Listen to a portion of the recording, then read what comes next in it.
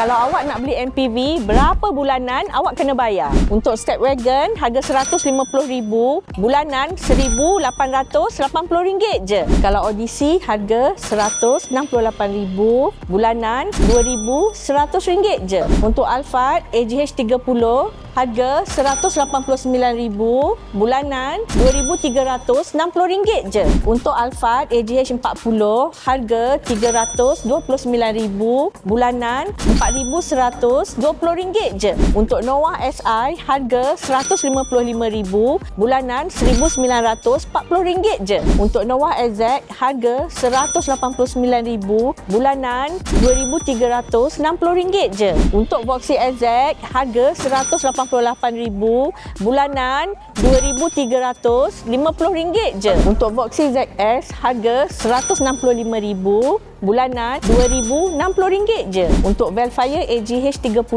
harga RM229,000, bulanan RM2,860 je. Sebab korang tengok sampai habis, Aunty nak bagi RM5,000 diskaun sekali dengan jajan-jajan kereta ni. Jangan lupa share dengan kawan-kawan korang dan jom jumpa Aunty di Prime Wheel Subang Jaya.